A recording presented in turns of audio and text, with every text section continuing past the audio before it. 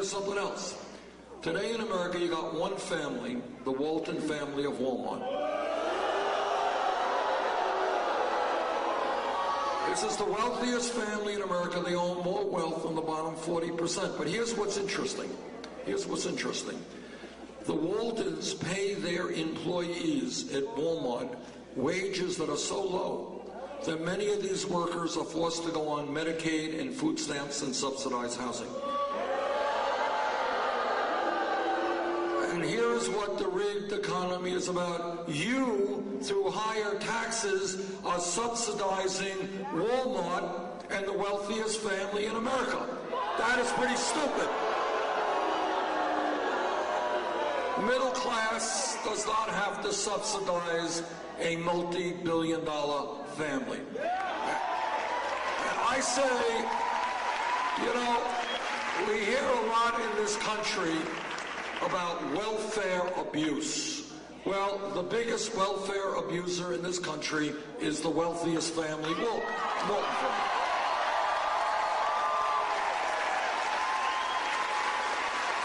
So I say to the Walton family, get off of welfare, pay your workers a living wage.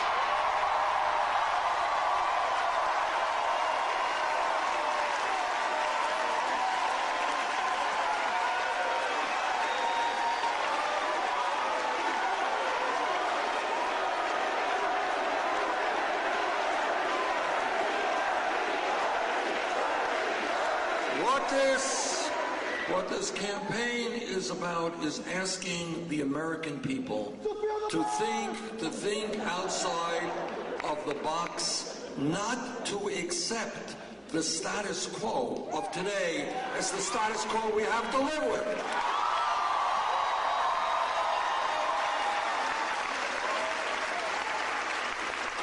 And when we look at politics in that way, we recognize that we have a criminal justice system that is broken. What does that mean? I want you again to think about it. This is the wealthiest country in the history of the world. Now, most people don't know that today because almost all the new income and wealth goes to the top 1%, but we are, cumulatively speaking, the wealthiest country in the world. And yet we have today more people in jail than any other country on earth. China, 4 times our size. We have more people in jail than China. And we have got to ask ourselves, why do we have 2.2 million people in jail, disproportionately African American, Latino, and Native Americans? Why is that? What do we do to change it? Well, let's start off by telling you something again that is not in the media. All right? Today in America, if you are a kid, a high school graduate between 17 and 20, if you are white, real unemployment, whether you're unemployed or underemployed, 33%. Latino, 36%. African American, 51%. So you got millions of young people out there today, over 5 million young people, don't have jobs, not in school. Some of them are going to get into trouble. You want a radical idea? How about investing in jobs and education for the kids?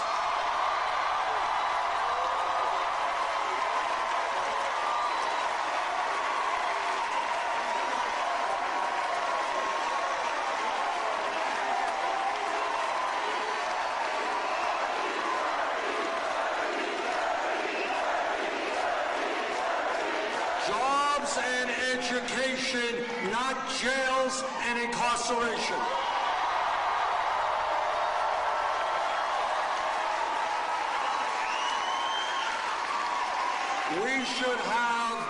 We should be the nation which has the best educated population in the world, not the one with more people in jail.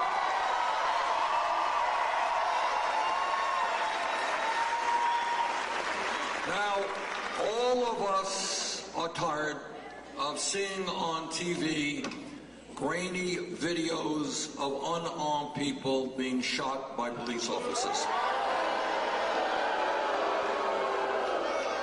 Now, I'm a former mayor, and I've worked with police officers for many, many years. The vast majority of police officers are honest, hardworking, and they have a very difficult job. It's not easy being a cop today, it really isn't. But when a police officer, like any other public official, breaks the law, that officer must be held accountable.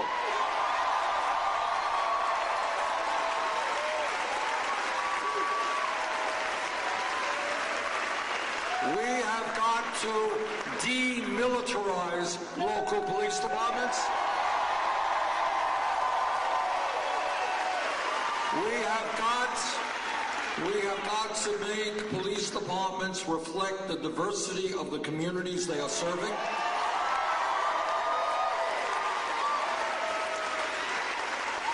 We have got to rethink the so-called war on drugs.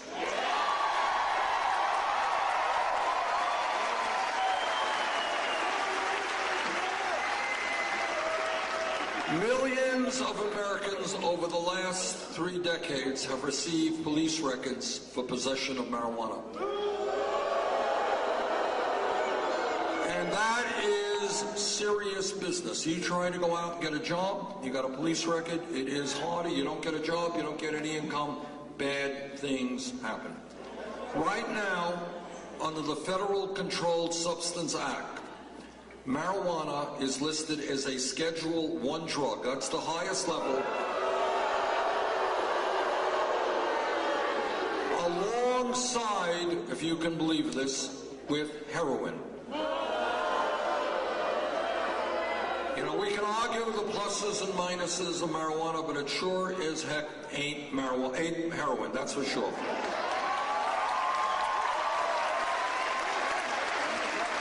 That is why I have introduced legislation which will take marijuana out of the Federal Controlled Substance Act.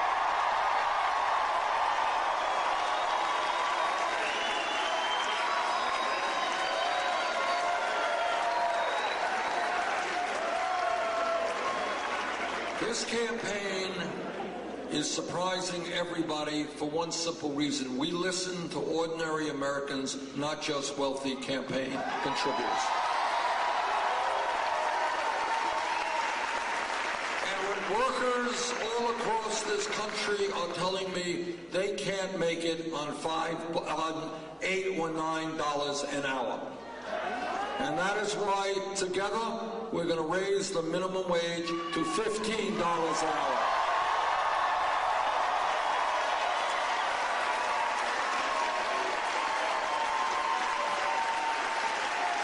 Understanding is that here in California you're going to have a referendum on the ballot to do just that. Let's hope it passes.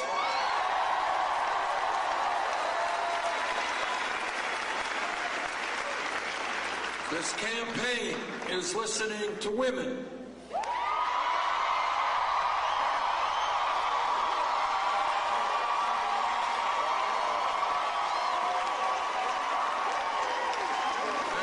Women are saying is they are tired of working for 79 cents on the dollar compared to men.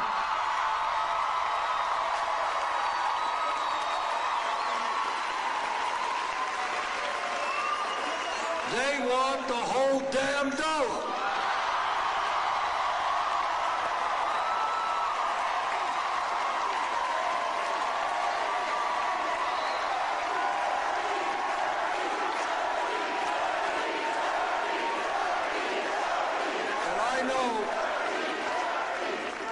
That every man in this room will stand with the women in the fight for pay equity.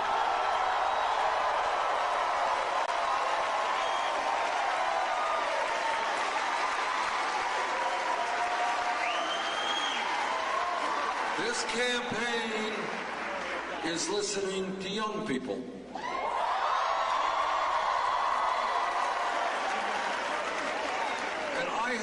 I have to tell you, extremely proud that in state after state, we are winning by large margins. Young people, by young people, I don't mean just 20-year-olds. I'm talking about people 45, 50 and younger.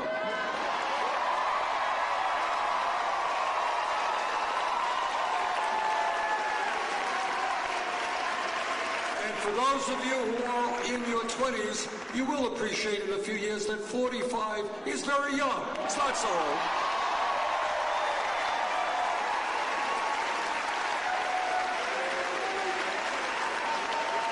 But here is what young people all over this country are telling me. And again, this is why we have to think outside of the status quo and just look at things. Here's what they're telling me. This ain't Bertie.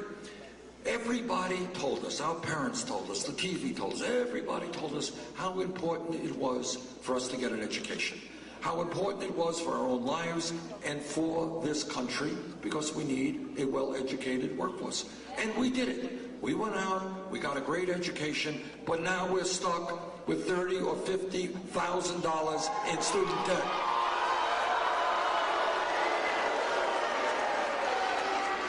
So take a step back and think about it.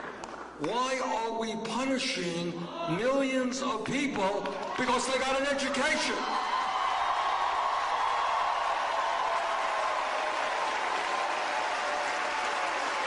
Just not like they did something wrong, they did something right.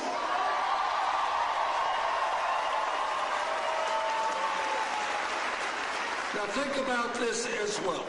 And this is going to happen. It'll happen sooner or later. Our job is to make it sooner. But think about this. 50, 100 years ago, whenever, very smart people, very courageous people said, you know what, in America, it should not only be wealthy kids who get an education. We don't want our children, we're working class, we're poor. We don't want our kids working on farms or in factories. We want our kids to have an education. And what they did, which was really quite incredible, they fought for public education in America. That means that every kid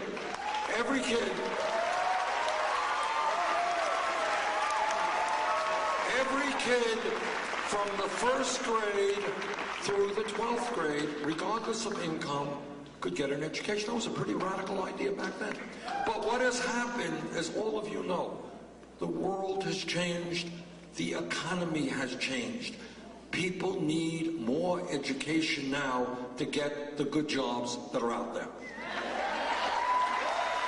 Today, in fact, in many respects, a college degree is the equivalent of what a high school degree was 50 years ago.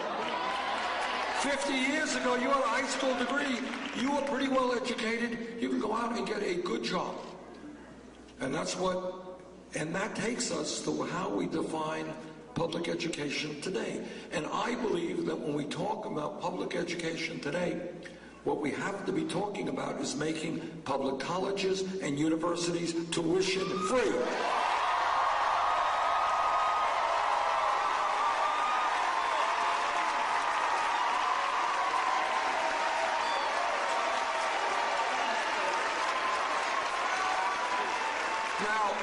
Some people think this is a radical idea. It really is not. It exists in Germany. It exists in Scandinavia and other countries. And you know what? Think about this. 50, 60 years ago in California, in New York, all over this country, public colleges and universities were virtually tuition free.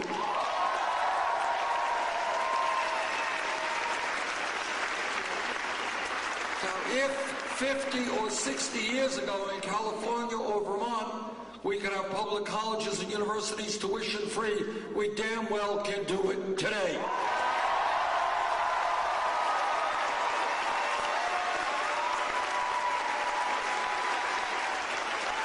And here is what is revolutionary about that idea.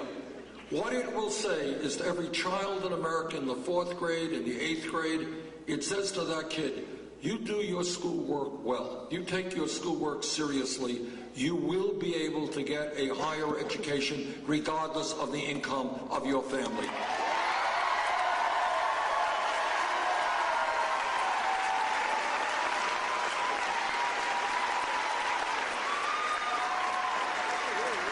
Second of all, we've got to deal with the disaster of student debt in this country right now. Anybody here with student debt? I talked to a guy in Iowa a couple of months ago. This guy has his late 20s, married, 2 kids. He is paying over 50% of his income back in student loans. All right, on and on and on.